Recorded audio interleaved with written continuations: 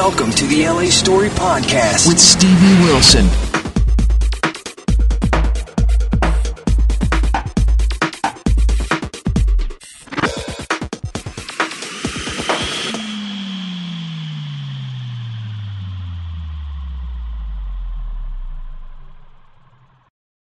Hey people, this is Stevie for the LA Story. We're lucky enough today to be talking to Dr. Doris Day, a noted expert on skin and dermatology and all these good things. And quite frankly, I got lots of questions for you, Dr. Day.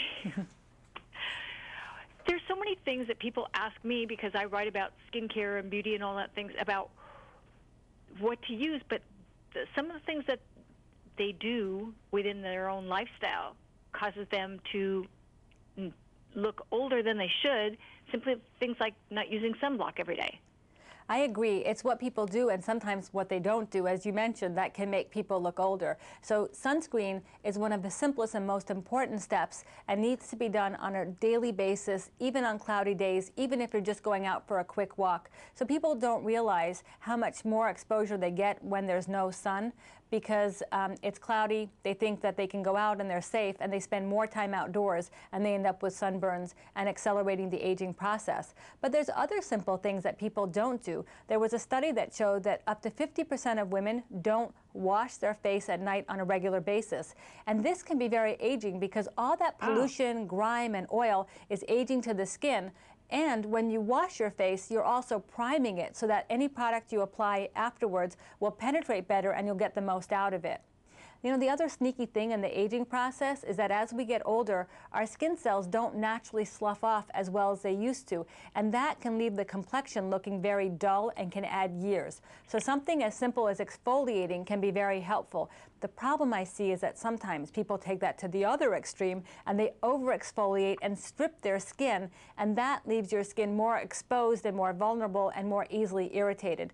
So there has to be a delicate balance between the cleansing and exfoliating without overdoing it. And that's something I have to help educate people about sometimes because they come in with bags of product and they say, oh, my skin is so sensitive, but we just have to make small tweaks and they'll see a very big difference. Yes, I think sometimes we think more is more when actually less is more. Yep, exactly. And the good news is that you can spend less time on it sometimes. But I'm also a big drugstore girl, and I love being able to recommend products and brands that are very readily accessible. And Olay just came out with its first device, which is the Olay Professional Pro X Advanced Cleansing System. And what I like about this is that the fine bristles will clean your skin really up to 6 times better than just using soap and water on your hands. But it also has a second setting that's great for exfoliating, that for that once a week that I want the exfoliation process, you know, give or take depending on your skin type. And now your skin is primed. Plus, when you use a device with these bristles, then you need a lot less cleanser because even the most hydrating cleansers can be a little bit drying to the skin. So the less you use, you can still get very clean, like I said, up to 6 times better than just using soap and water, but without irritating your skin.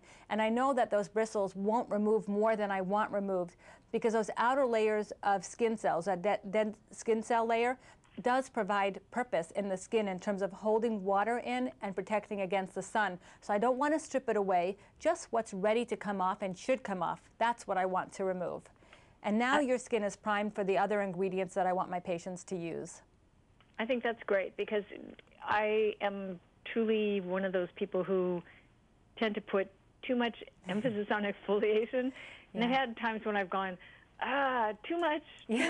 Remember, less is more. Back off and wait for my skin to heal up. Exactly. My face not to be bright red. Yeah, there is that really nice fine balance. And then the ingredients you apply after can be very helpful. I'm a big fan of retinols and retinoids, even when you live in a warm and sunny climate, because these are probably the best studied ingredients. They're in the vitamin A family, and they do help your skin cells turn over in a more normal, healthy way, and they help create better and healthier skin. So that skin will be a little bit more sun sensitive because it's healthier skin, and that's why you need to use sunscreen on a regular basis. Other ingredients like vitamin C can be really nice as a brightener, as an antioxidant. Caffeine as an ingredient in the skin can be really nice as well. Niacinamide, which is in the vitamin B family, is another one of my favorite ingredients. So there's so many fun things that you can use that are accessible in drugstore brand products that are really quite good. What, in terms of SPF, what would be your recommendation in the number? Because numbers are confusing. People say that SPF 15 should be fine, and they've got enough when it's in their foundation, which I think is not exactly the most accurate statement. And then people think that SPF 70, they apply it once and they don't have to do anything more for the rest of the day. Right, you know, you make such a good point. There is so much confusion, and we get mixed messages even from the medical field. I mean, I just did something where I was on a panel with an internist, and he's saying, go out and get sun without any sun protection because you need vitamin D. And that's just not true. If you want vitamin D, get it from a pill. Vitamin D3 in a supplement does the same thing as what your skin makes from the sun. So that's one myth, hopefully, we've busted right there. But in terms of the SPF number, the problem is that it's tested in a laboratory setting. Nobody uses that much product in real life, and nobody reapplies it as often as they should in real life. So if you're using an SPF 15, you're lucky if you're getting an SPF of 4 out of it. So a higher SPF doesn't mean you're getting that true number. And using it in your makeup would be fine if you used as much as you should, but nobody uses that much. So again, layering it, if you're going to be out and about, an SPF 15 is okay for the winter months when the days are shorter and we don't have as much sun in the middle of the day, but you have to use enough product, and you made it a great point there in terms of reapplying it because it's gone by noon. So if you put it on in the morning, by the time you go out to lunch, you have no protection left. So you have to reapply it. I've seen great products in sun powders, so you can put it on right over makeup. They're SPF 30 powders. I typically recommend a 30. Reapplying it every 2 to 3 hours more often if you're sweating it off, or if you're out and being very active, or if you go swimming. And then, you know, a higher SPF I don't object to. Hopefully eventually we'll have a new monograph that will give us both UVA and UVB protection settings so we can have a better sense of what our real protection is. But until then, sun protection is one component. Trying to be sun smart is another. Wearing physical protection like hat and clothing is very helpful, and trying to stay in the shade and avoiding midday direct sun exposure. All that together will help your skin look its very best. And the good news is that no matter where you're at, no matter how much sun damage you've had, your skin has the ability to repair. So just by doing the proper cleansing, exfoliating, sun protection, antioxidant products, healthy lifestyle, most of the time, if not, you know, all the time, no one is perfect. I always say except me, but you know, even then, really makes a difference in helping your skin look its best, even sometimes after the damage is done. And then your dermatologist can do a skin cancer screening to make sure there's nothing that's kind of crossed the line in that way, and tell you about in-office treatments that can help accelerate the rejuvenation process to help you look your best and natural at the same time.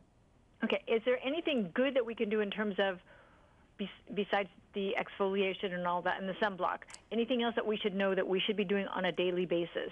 Yes, look for antioxidants and ingredients, retinols in your skincare products. The antioxidants like vitamin C is very helpful, and something as simple as getting a good night's sleep. That is so healing and so rejuvenating. Drinking enough water, having a healthy diet, looking for colorful foods.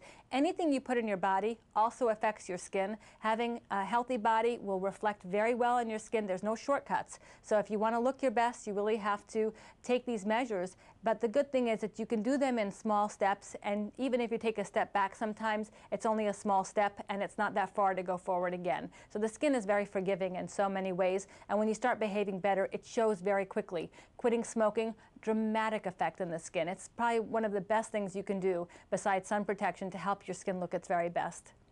That's true. Yeah. And I think that people, if they used between that and watched the alcohol intake, yeah, and used SPF a lot more, and I actually have to get one of those powders to be able to use it during the day, because when I'm out, I forget.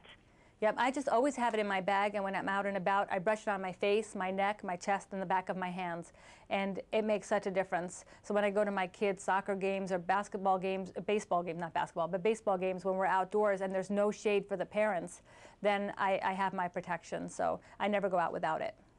And you mentioned something interesting, your hands, because people don't realize that their hands get sun damage too. They don't even think about their hands and their forearms. Yep, that can give away the aging process. There's lots you can do to help protect your hands as well. Thanks so much. People, we'd like to thank Dr. Doris Day for her time today. Lots of tips. You want to check out this Olay Professional Pro X Advanced Cleaning System. This is available in your local drugstore. You don't have to go, and spend a whole lot of money on this. This really works. And don't forget the sunblock and all the other tips. We'll put all the information on the blog. This is Stevie for the LA Story saying see you soon. Bye. Bye. Thanks for joining Stevie Wilson on LA Story. Feel free to check out other podcasts and videos. Bookmark it now. www.la-story.com.